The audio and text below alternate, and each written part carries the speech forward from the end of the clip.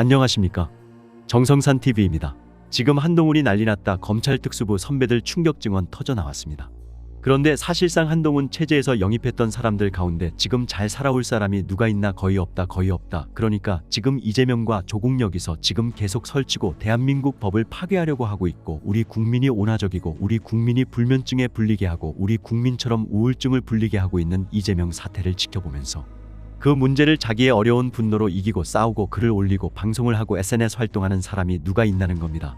특히나 한동훈이 영입했던 사람들이 누가 있나? 한두 사람, 김민정 교수 이런 사람들 외에는 누가 잘 보이지 않고 있다.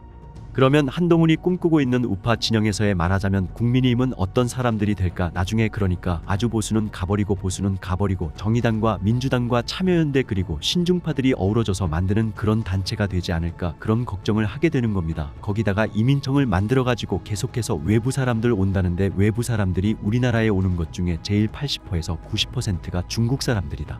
그런 면을 볼 때 앞으로 한동훈 전 비대위원장의 정체성에 굉장히 큰 우려를 표하게 된다.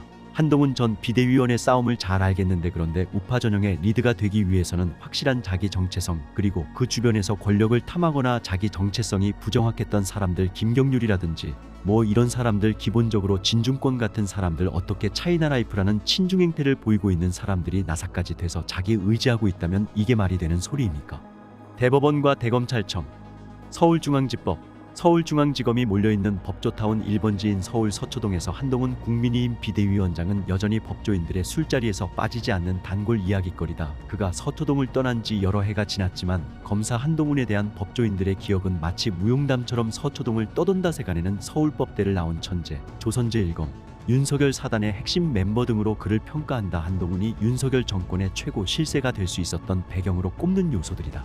하지만 한동훈이 김건희 리스크를 두고 윤 대통령과 각을 세우는 모습은 당초 윤 대통령과의 끈끈한 인연을 출세가도의 동력으로 꼽았던 이런 해석에 의문을 던진다. 의리를 무엇보다 중요하게 여겼다던 윤석열 사단 멤버의 행동으로 보기에 이해되지 않는 점들이 곳곳에서 발견되기 때문이다. 이런 궁금증을 풀 곳은 역시 한동훈의 20년 검사 행적이 새겨져 있는 서초동뿐이다. 검사 시절 한동훈을 가까이서 지켜봤던 선배 검사들의 기억을 빌려 다시 완성한 퍼즐의 한동훈은 라인 잘 탄 엘리트 검사가 아니라 신념가적 기질이 다분한 나르시시스트에 가까웠다. 취재에 응한 검사 출신 법조인들은 한동훈이 법무부 장관과 여당 대표직에 오른 것이 윤석열 사단의 핵심이었기 때문이라는데 대체로 이견이 없었다. 이른바 소통령으로 불리며 윤석열 정권의 실세로 자리매김한 배경에는 윤 대통령의 전폭적인 신뢰가 있었다는 것이다. 하지만 지난 1월 19일 그가 대통령의 영린을 건드리면서 두 사람의 관계에는 뚜렷한 균열이 생겼다. 김건희 여사의 명품백 수수 논란에 대해 김 여사를 마리 앙투아네트에 견저 직격한 김경률 국민의힘 비대위원장을 한동훈이 두둔하면서부터다. 한동훈은 명품백 수수 논란에 대해 국민 눈높이에서 생각할 문제라고 했다. 대통령실은 한동훈을 불러 사퇴를 요구했다.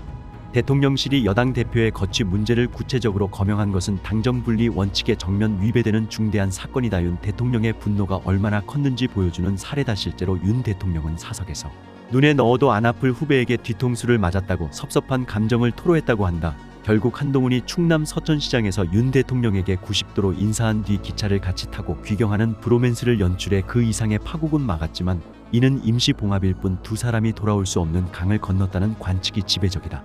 서초동에서 만난 한 법조인은 이 사건이 윤석열의 사람이란 프레임에 가려져 있던 한동훈의 진면목을 보여준 사례라고 했다. 한 전직 특수부 검사는 한동훈은 대단히 독립적인 인물이었다. 누구 라인을 타서 위로 올라가려고 애쓴 적도 없다. 평검사 때부터 본인의 이념과 가치관에 반대된다면 설령 부서장이라 할지라도 인간적인 관계에는 선을 그었다고 말했다. 이는 한동훈 스스로 밝힌 자신의 성격을 뒷받침한다. 한동훈은 2월 7일에 열린 관훈 토론회에서 공적 업무를 하는 데 있어서 사적 영역이 관여되는 걸 대단히 싫어한다고 밝힌 바 있다. 윤 대통령과 절대적인 주종 관계가 아님을 시사한 것이지만 평소 조직 생활에 대한 그의 철학이 묻어나는 발언이다. 한동훈에게 붙는 서울법대 출신 엘리트라는 꼬리표도 세간에선 대단한 스펙으로 인식하지만 정작 검찰 내부에서 학연은 특별한 경쟁력이 아니라고 했다. 서울법대 출신 검사가 수두룩한 조직에서 학연으로 출세한다는 건 어불성설이기 때문이다. 부장검사를 지낸 한 변호사는 지연과 혼맥이 거미줄처럼 얽힌 검찰 족보에서 학연으로는 이름 한 줄 올리기 어렵다고 말했다. 한동훈이 엘리트 코스를 밟은 것은 물론 개인의 능력이 뛰어나서다. 그렇다고 그가 족보 없는 동기들과 같은 선상에서 출발한 것은 아니다. 당시 검찰 수뇌부도 한동훈의 장인을 의식하지 않을 수 없었다. 전직 특수부 검사의 회고다. 알려져 있다시피 한동훈의 장인은 진영구 전 대전고검 검사장이다.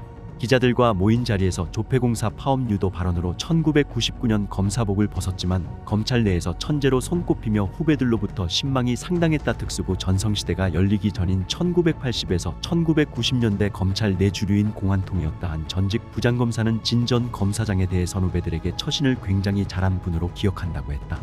한동훈이 검찰에 입봉한 2001년은 그의 장인이 검찰에서 나간 지 불과 2년밖에 되지 않은 시점이다. 한동훈은 연수원 성적도 좋아 첫 임지를 서울지검으로 발령받았다.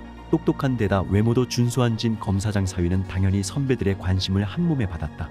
당시 한동훈을 눈여겨본 인사는 최재경 전 검사장으로 전해진. 다최 전 검사장은 대검 중앙수사부장에까지 오른 특별수사의 실력자다. 윤석열 사단 이전에 최재경 사단이 있었다. TK 대구 경북 출신인 최 전 검사장은 지역 인맥으로 연결된 2000년대 초 검찰 내 최고 실세인 정상명 전 검찰총장의 총애를 받으며 떠오르는 실력자였다. 검사장 출신 장인의 영향력이 없었다면 한동훈이 실세 라인에 관심을 받기 어려웠을 거다. 한동훈이 검사 생활을 시작한 서울지검 형사구보 부장은 훗날 대검 중수부장을 지낸 이인규 전 검사장이었다. 노무현 전 대통령에 대한 수사로 그에 대한 평가는 엇갈리지만 당시로선 기업범죄 수사의 실력자로 꼽혔다. 이인규 부장 밑에서 한동훈은 2003년 SK그룹 부당내부거래 사건 압수수색 과정에서 수사팀이 가장 필요로 했던 최태원 보고문건을 확보하는 등 괄목할 만한 성과를 거뒀다. 이후 한동훈은 이 전 검사장과 함께 2002년 한나라당 불법 대선자금 전달 사건의 수사팀에 편성됐다. 한동훈을 아꼈다던 이 전 검사장은 논리적이며 사안의 본질을 꿰뚫어보는 통찰력이 탁월했다고 자신의 회고록에서 기술한 바 있다. 하지만 한동훈이 업무 관계 이상으로 이 전 검사장에게 잘 보이려 했다는 얘기는 없다. 그만한 실력자라면 주변의 친부를 과시할 만도 한데 한동훈은 전혀 그런 기색을 내비치지 않았다고 한다. 한동훈이 이인규 선배를 인간적으로 좋아하거나 그의 라인을 타려는 인상은 전혀 없었다고 한법조인은 전했다. 공사가 뚜렷한 한동훈의 스타일을 엿볼 수 있는 대목이다. 달리 말하면 실세 선배와의 인연을 과시해 출세의 기회로 삼는 여타 검사들과 달리 그의 처지가 줄을 타야 할 만큼 절박한 건 아니었다는 얘기이기도 하다. 주변의 기대에 부응하듯 한동훈은 출세 코스를 밟아 나갔다. 서울지검 이후 대검 중수부 검찰연구관으로 발령돼 현대차 비자금 수사와 외환은행 론스타 부실 매각 사건을 수사했다. 2007년 부산지검 특수부 수석 검사로 재직하며 부산의 건설업자 김상진의 재개발 비리를 수사하는 과정에서 전군표 당시 국세청장을 구속시켜 세상을 놀라게 했다. 이 과정에서 정상명 총장을 독대의 직을 걸고 구속 수사를 설득한 것은 유명한 일화다. 2009년에는 이명박 정부의 청와대 민정수석실에서 일하다가 법무부 검찰국 검찰과 검사로 영전한다. 검찰국 근무는 모두가 선망하지만 한 기수에서 불과 몇 명만 갈 수 있는 자리다. 검사의 수사력은 재력과 비례한다는 속설이 있다. 검사에게 지급되는 특수활동비, 특정 업무 경비 등으로는 부서원을 관리하며 수사를 이끌어가는데 턱없이 부족하다는 것이다. 부족한 경비는 개인적으로 채우는 수밖에 없다. 출세의 발판이 되는 조직 내 인망을 얻기 위해서도 재력은 필수다. 2000년대까지만 해도 특수부 검사가 되면 가장 먼저 할 일은 은행에서 2천만 원짜리 마이너스 통장부터 만드는 것이라는 우스갯소리가 있었다고 한다. 일부는 재력가 집안과 혼맥을 맺거나 기업과 건설사를 스폰서로 두기도 한다. 재력가와 혼맥을 맺은 대표적인 검사로는 우병우 전 민정수석이 꼽힌다. 우 전 수석의 장인 이상달 2008년 작고 전 정강중기 회장은 건설과 골프장 등 각종 사업으로 막대한 부를 쌓아온 인물로 알려져 있다. 2014년 우 전 수석이 대통령 비서실 민정비서관으로 들어오면서 공개한 가족 재산은 423억여 원이었다. 실력과 처가의 재력을 동시에 갖추고 엘리트 코스를 밟아온 우 전 수석이 마찬가지로 실력과 처가의 배경을 갖춘 한동훈을 좌천시킨 것은 아이러니하다. 2015년 2월 우병우 당시 민정수석은 상반기 검찰 인사에서 한동훈을 신설 부서인 서울중앙지검 공정거래조세조사부 초대 부장으로 발령했다. 이후 한 전 위원장이 SK건설과 신세계, 동부그룹 등 여러 기업의 각종 비리 혐의를 성공적으로 수사하면서 사후에 희석된 감이 있지만 검사들은 좌천성 인사로 해석했다. 당시 한동훈의 이력이나 실력 등을 봤을 때 서울중앙지검 특수부장이 자연스러웠다는 거다. 서울중앙지검의 부장은 검사 인생에서 단 한 번밖에 못한다. 누구나 선호도가 있겠지만 통상 특수부장에 붙기를 바라고 그 다음이 금융조사부장이다. 특수부 검사로 승승장구하던 한동훈으로서는 당연히 특수부장을 원했을 것이다. 특수부장을 지냈던 법조인의 말이다. 또 다른 법조인은 공정거래조세조사부는 공정거래위원회와 국세청에서 고발한 사건을 맡는 곳이라며 무게감에 있어서 특수부에 비할 바는 못 된다고 했다. 또 다른 부장검사 출신 변호사는 누구보다 자아가 강한 그에게 쏟아진 윤석열 아바타, 호위무사와 같은 별칭은 명예가 아니라 자존심을 건드리는 불편한 호칭이었을 것이라고 했다. 막중한 정치적 책임과 부담이 따르는 여당 비대위원장직을 맡은 뒤로는 수직적인 용산과의 관계 설정도 상당한 고민거리였다고 한다. 그런 와중에 김 여사의 명품백 논란이 불거졌고 한동훈의 행동은 신념을 따랐던 과거 행적에서 벗어나지 않았다. 더구나 대통령실이 사전 교감 없이 친윤계 대표주자인 이철규 의원을 통해 국민의힘 공천관리위원장을 내정한 사실을 뒤늦게 알게 된 것도 그가 김 여사 리스크를 거론하며 용산과 대척점에 서게 된 배경으로 알려졌다.